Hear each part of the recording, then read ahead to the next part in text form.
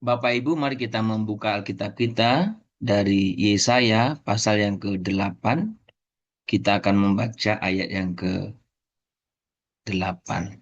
Maaf ya, Yesaya pasal 6 ayat yang ke-8.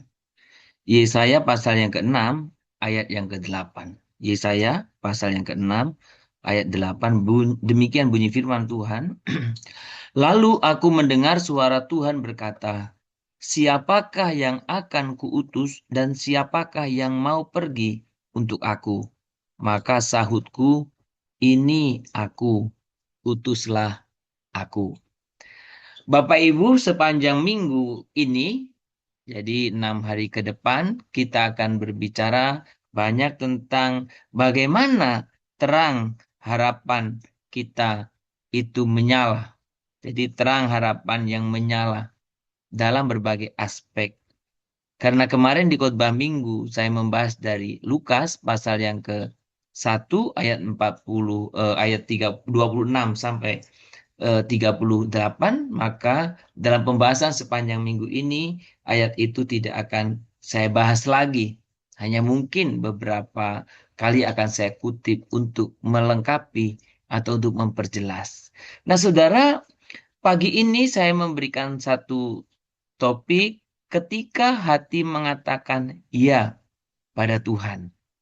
Ketika hati mengatakan ya pada Tuhan. Tentu ini menyangkut bagaimana harapan kita, ya terang harapan kita menyala, ya. Jadi bagaimana terang harapan kita itu dapat menyala. Bapak Ibu, dalam kehidupan kita ada momen-momen tertentu ketika suara Tuhan menyentuh inti terdalam hati kita. Ada momen-momen yang positif demikian. Dan biasanya di titik itulah respon kita menentukan arah hidup selanjutnya. Jadi Tuhan seolah mengetuk pintu hati kita, mengundang kita untuk masuk lebih dalam ke dalam rencananya. Ada masa-masa kita mengalami hal seperti itu. Nah, saudara, kalau kita membaca dalam Yesaya 6 ayat 8 ini, Yesaya sebetulnya tidak tiba-tiba menjawab, ini aku, utuslah aku.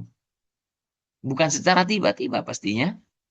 Ya, ia terlebih dahulu mengalami momen penyucian. Alkitab menceritakan ia mengalami momen pencucian. Bibirnya disentuh bara, hatinya disentuh kasih. Dan apa yang terjadi? Bagaimana Yesaya mengalami pemurnian, ya, dan bagaimana pemurnian atau anugerah kepengudusan itu menyucikan, memurnikan, memampukan untuk Yesaya mengalami hidup yang kudus.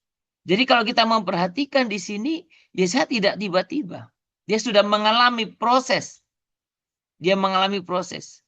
Yesaya ketika kita melihat di sini berarti memiliki hati yang baru. Setelah mengalami pemurnian itu, hatinya bersih, jiwanya dijamah. Dan Yesaya berkata apa? Ya, dengan sepenuh hati kita. Saudara, karena ketika kita masih hidup dalam manusia lama kita, sulit rasanya untuk menyambut, merespon sedemikian jelas.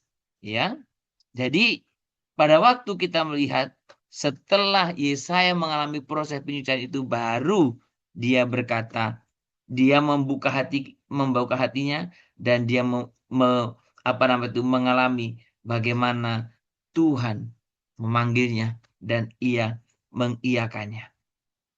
Ketika kita berbicara tentang kata ia dengan sepenuh hati, ini sebenarnya bukan masalah kemampuan dirinya.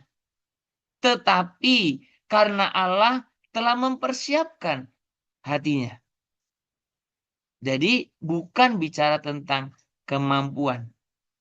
Nah, sebenarnya di dalam kisah Maria sendiri, ya dalam Lukas 1 ayat 26 sampai 38 itu kita bisa melihat bagaimana ketika malaikat datang membawa kabar yang tak masuk akal logika baginya, ya, Maria juga tidak dibekali penjelasan secara rinci tentang masa depan yang akan terjadi.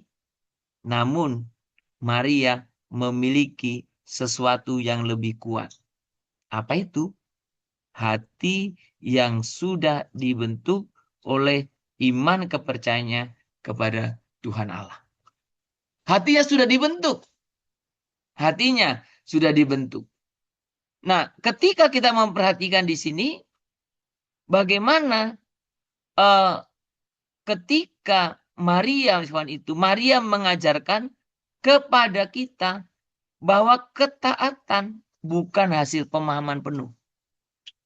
Ya, kemarin dalam khotbah minggu saya berkali-kali ulangi ini. Maria tidak tahu detailnya, tapi dia taat. Dia awalnya bertanya, tapi tidak melanjutkannya. Dan dia belajar untuk taat.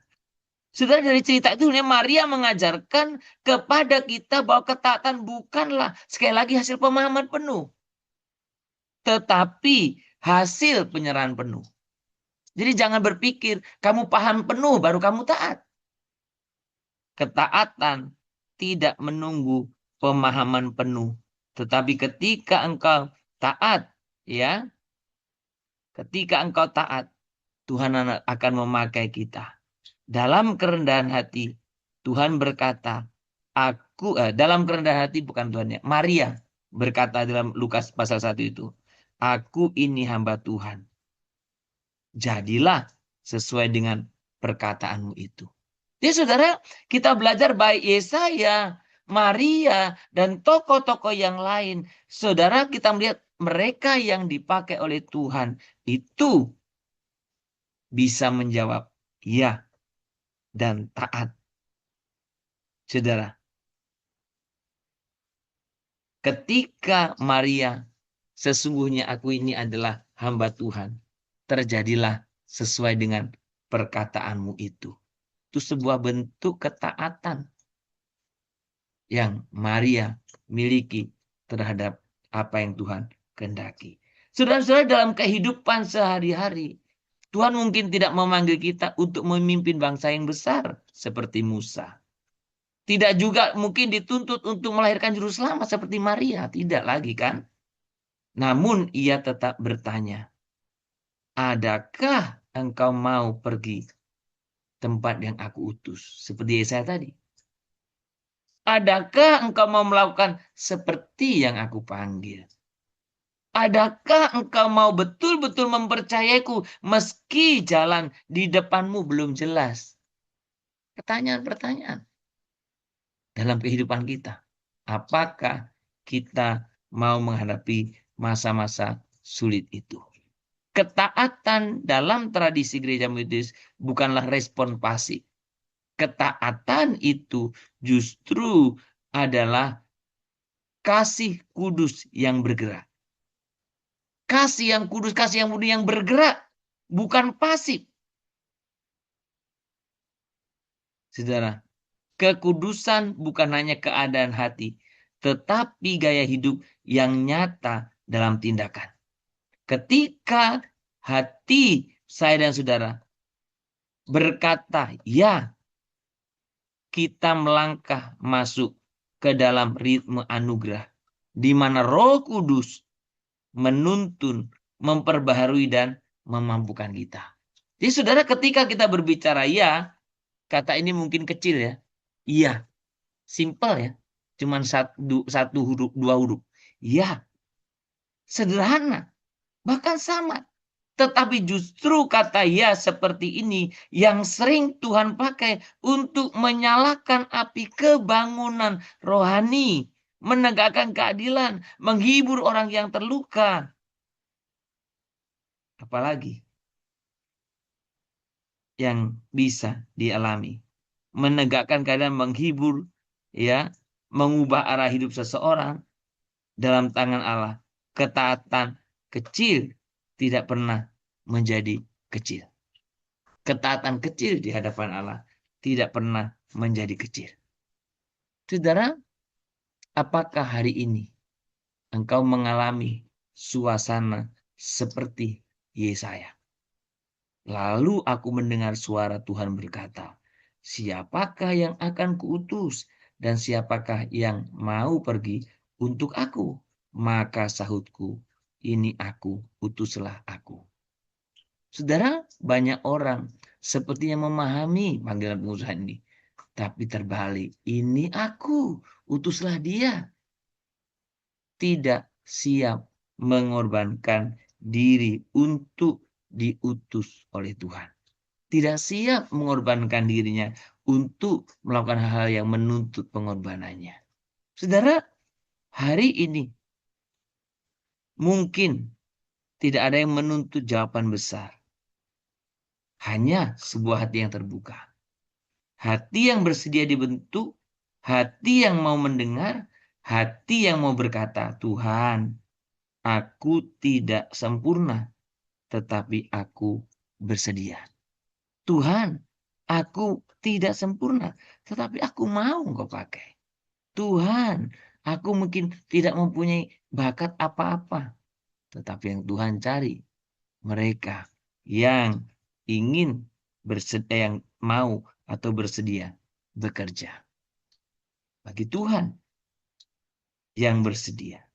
Dan seperti Yesaya serta Maria, jawaban kita bisa menjadi awal besar dari karya Allah dalam hidup kita. Ketika kita berkata, "Iya."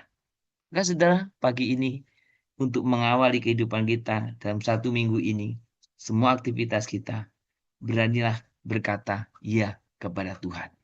Itu ada satu tindakan atau perkara yang besar dalam hidup kita.